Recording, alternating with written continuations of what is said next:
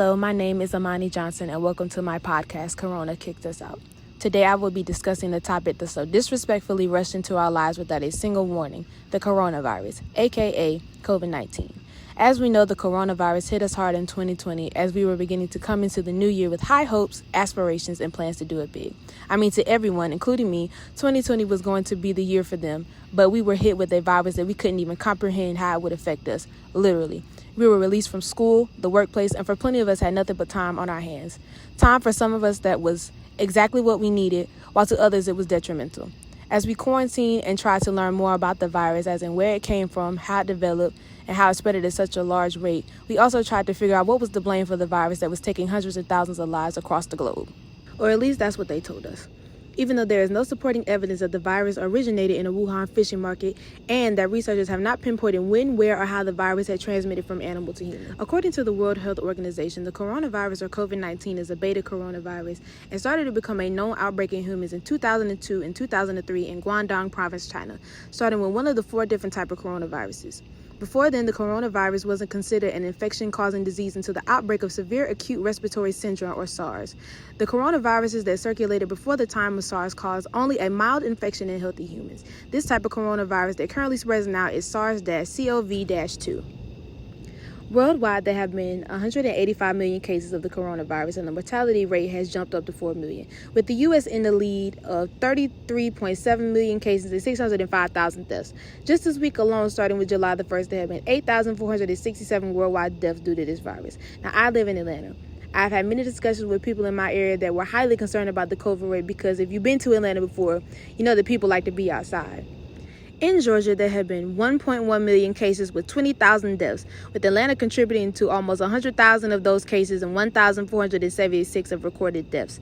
A virus doesn't get as serious as this one, as it has put us in a global pandemic, keeping us on edge about everything that we do, especially being so close to the city. As we become more cautious, we've also had to figure out how this virus can be caught.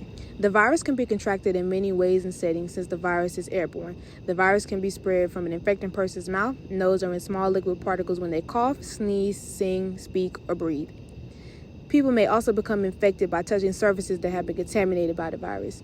If you do not keep your hands clean and have encountered the virus, you can transmit it into your eyes, nose, or mouth as well. Now, as we dive further into the information, we have the obvious question of what are the symptoms so that we can steer clear from people displaying these actions. Well, in short answer, not everyone who contracts the virus will display symptoms. A lot of people have the virus and are unaware of it because they seem completely healthy. Some people pass the virus without any health complications at all, most without ever knowing. For people showing signs or have severe case of COVID, the symptoms and emergency warning signs are as follows. Fever or chills, cough, shortness of breath, fatigue, muscle or body aches, headaches, new loss of taste or smell, sore throat, congestion or runny nose, nausea or vomiting, diarrhea, trouble breathing, persistent pain or pressure in the chest, new confusion, inability to wake or stay awake, pale gray or blue colored skin, lips, or nail beds depending on skin tones. These are the only known symptoms to the CDC. As far as treatment goes, it is best to go and see a healthcare professional. If you are seeking some self-care remedies, the list is as follows. First, you should go and get tested to confirm whether or not you have the virus.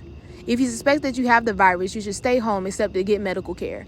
Monitor your symptoms carefully. If your symptoms get worse, call your healthcare provider immediately. Get rest and stay hydrated. Take over-the-counter medicines to make you feel better. Stay in a specific room away from other people in your home. If possible, use a separate bathroom. If you must be around others, wear a mask. You can also take the coronavirus vaccine, but it hasn't been proven to stop the spread of the disease. You can still contract the virus even if you've been vaccinated. I spoke with a lot of different people in my city with different opinions about the vaccine. Many, including me, say that they are not getting the vaccine and will continue to practice the necessary COVID protection procedures, while most think they are protected and will return back to a normal living as it once was. For us to have a vaccine that will completely keep us protected and we don't really know what's in it, people are rushing to get it. A clinical trial for vaccines has to go through at least 5 stages, which usually take up to 10 years to complete and administer to the public.